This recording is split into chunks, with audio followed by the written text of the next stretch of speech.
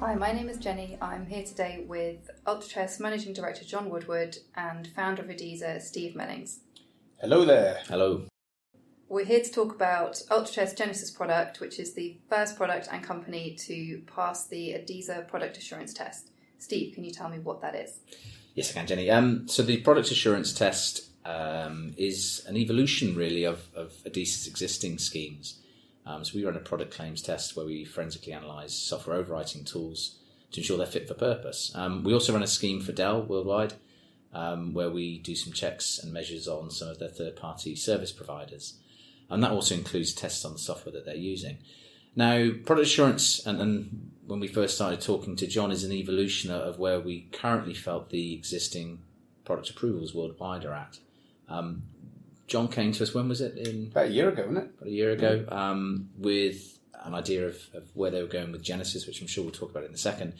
But he wanted to work with us to provide some form of independent validation of the full capability of Genesis. Now, at that point, we didn't really know Genesis, but clearly because we know Ultratech, I know the team here for nearly 10 years now, we took their request and we went away and started thinking about it. And that's when we first started banging ideas back and forth, I should say, about what was possible. And perhaps, Jon, at this point, just explain what you wanted from a test. Okay, so there was a couple of things, and maybe before I jump into that, in terms of what Genesis is, the reason you'll see. So Genesis is a multifaceted product in that, we have the overwriting erasure element, which is obviously very, very important. But we also have the ability to do a regeneration of a product via a number of repair techniques. And we just felt that going the typical claims test was only sort of, looking at it from one particular aspect rather than overall.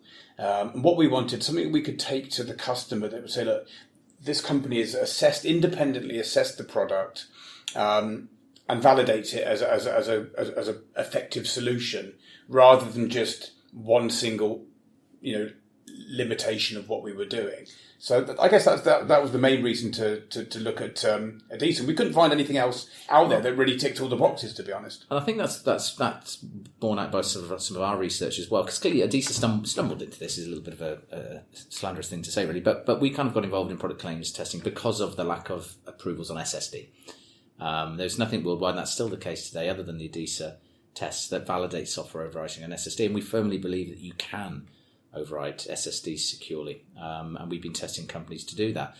But because of that, we've also seen a lack of evolution, I think it's fair to say, from some of the government approval schemes in this area. And certainly in the UK, there's still, the security characteristics are still technically impossible to comply with. And so unless we really try to evolve this part of the industry, this part of the technology reuse, and look at the approval scheme and try and enhance it, we would not be as innovative as we should be in our position. And it was good, Jon, when you came to us with a challenge, that we were able to go away and present something back to you that we were comfortable, because we have to protect the credibility, but you also felt was credible. Because it's really important, clearly, that when you're launching a product, that you do so with with an approval that has some credibility.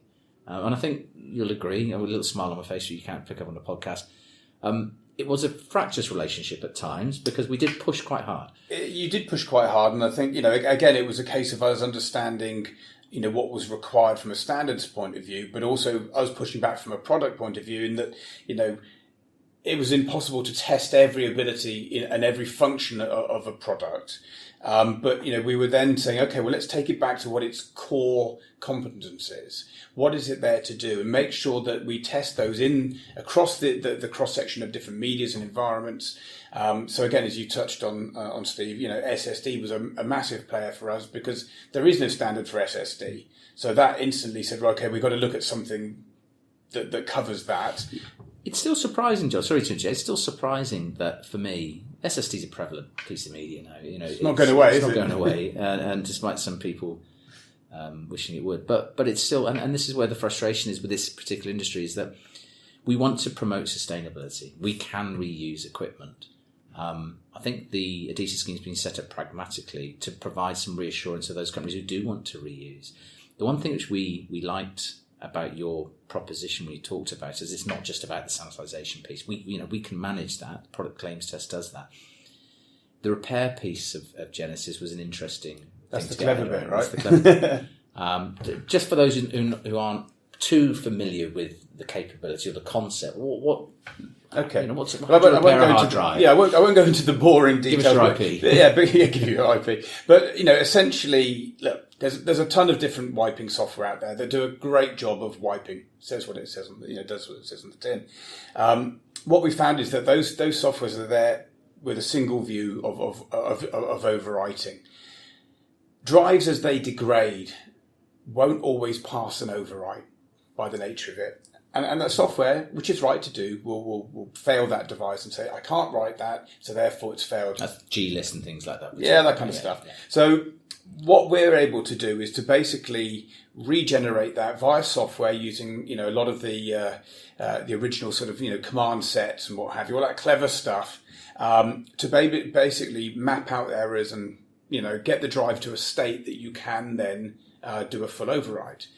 So what we're seeing is, drives that would fail on a piece of software. In fact, I think the number we've calculated as a rough idea is about 40% of drives that fail on a piece of overwriting software. We can regenerate, still do a full overwrite, and then the device can be repurposed. And I think it's interesting just to point out as part of this test is that we looked at from ADISA's data security. I've got a sustainability agenda, of course, and I believe that can be met through risk management and not necessarily defaulting to destruction. And I think it's important to draw out is that the forensic testing that we did was unable to recover data. Oh, 100%. So at the end of this process, the higher yield, which was there, it still wasn't at the detriment of data security, which from us meant that we were able to give it the thumbs up. And we did extensive testing, perhaps more so. You even threw in a pen test, which is completely out of scope for us, but that shows you the levels you were prepared to go to. No, absolutely. I mean, we want to, we're confident in our products and confident in our capabilities from an IP perspective. But what we do not want to be doing is trying to validate a product that is unfit for purpose. Ultimately, the product has to be reliable and it has to be, sanitized. And that's why, we decided to work, with ADISA, so that an independent body could verify and validate those two statements. I think Jenny's kicking me here because she's got two old windbags talking to each other now. So I think it's again, for those listening, one thing we've come here today, and it's been 6 months since I've been on this site. You've got an awful lot of the product Genesis now downstairs. Where are you at with it then, in terms of go-to-market? Okay, so we've got customers that have been using Genesis now for over 12 months, pilot customers, which we set up and we work with them, and they've been fantastic working with us, giving us constructive feedback, which we've been able to, generate functionality, reliability, performance back into the product. But we're now very much, as we're launching the product assurance standard, we have a very solid, robust product that we're now ready to take to the mass market. And what's your market? Is it ITAD? It's a mixture. I think the ITAD's the obvious one for us. It's a market we know very well. We know what the demands and the needs of the ITAD market is. So certainly we'll be starting with the ITAD market. But I think there's some niche areas out and niche markets that we can be focusing on as well, even though they might be a little bit further down the line time-wise. Can I just talk as well? The one thing, sorry, John.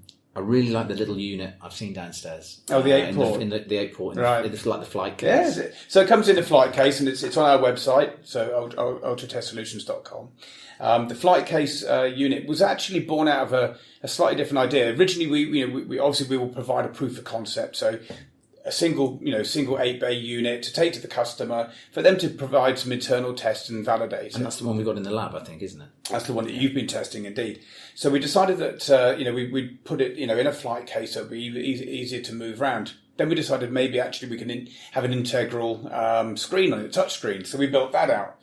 Then it dawned on us, actually, this is quite a useful product for people that maybe want to do things on a lower volume, but certainly maybe on a project by project basis. So taking, erasure and repair now into a data center, rather than just purely, within the ITAD or, within a warehouse environment. So I guess, going back onto topic here, it's from our side, getting you across the line is the first. We do hope this is going to be the first of many, because we think that there is a gap in the market for this type of testing. And we support that as well. At the end of the day, we want, competitors and other companies out there, endorsing. It validates the whole product assurance. I think the interesting bit for us, and coming to us with a requirement at the beginning and then coming up with a testing structure which was repeatable and credible, is that it makes sense because, if you're going to be a software vendor in this market space, a certification shouldn't be on a specific part of your product. It should be on you as a company as a whole and how you develop products. Yeah. Because conceptually, if we can approve your method for software development, and of course have oversight with forensics, there's no doubt about that. But there's no reason why the method that you approach your product creation, support, and evolution shouldn't be able to be certified and repeated across different No, that's a constant, isn't it? In terms of the processes within the business, in terms of monitoring our versions of software and hardware, they're a constant. And as we add other products and enhancements and other product ranges, they still follow that same path, don't they? And it's absolutely, and we've worked with companies as far and wide. Taiwan this year, it's January 2020. Taiwan company we've just passed a product claims test, and we've worked with companies in San Francisco as well. And they're all at different levels of maturity. Some of the companies we've been working with, APAC, are fantastic. Others have good basic scripts. In the US as well, it's the same. It doesn't seem to follow this particular industry for me worldwide, where you can say typically one region operates one way, another operates another. It's down to the company. Absolutely. And there are some super companies in the States, super companies in APAC, super companies in Europe, of course. And I think what we're trying to do with this test is to identify those, not just products, identify those at that higher level who are able to operate. But the maturity of the company behind it. Yeah, and the technical competence, because people still think this is easy. And I don't think it is. I think the products are different being presented. And certainly what I've seen downstairs today, and Genesis is a very nice looking product. It would fit well into a data center. Mm-hmm. It's not a cobbled together product. It's very well engineered, if you don't mind me saying. And I think from an ITAD's perspective, it's certainly worth looking at where you're going, what your roadmap is at Ultratest, because I think it does give an idea of where this sector as a whole is going, in my opinion. Absolutely. I mean, our focus has been developing a product which is delivering revenue opportunities for the ITAD, and some key benefits. There's three elements. One is obviously erasure. We need to make sure all data is erased from any device that's been processed by Genesis. The other one is to test it, so we know the quality of the product is a good product. And finally, is to make sure that we're reusing products and repurposing product that's otherwise going to be shredded. So there's an environmental impact to that too, right? Yeah, absolutely. The sustainability piece is really, really important, of course. Yeah, and that's I fully endorse what you're trying to do with that. Steve, can you tell us what else is going on at ADISA and what's next? Absolutely, Jenny. So we've just been approved by the UK Information Commissioner's Office to apply, and we've had our application approved as well to get the ITAD certification recognised by them under Article 42 of GDPR. So the scheme, we hope, if we tick all the right boxes, which we're confident we will become an approved certification scheme for ITAD service, which is fantastic. We do have ambition to sort of evolve that into other areas as well, but we will be the first company across Europe which has been accepted and is being processed for this area as well. So that's my main focus at the beginning of 2020. Well, thank you very much, Steve and Jon, for talking to me, and it's really interesting you're hearing welcome. about Genesis. Thank you very much. Yeah, thank you. Good to chat again, Jon. Thank you. Take care. Bye.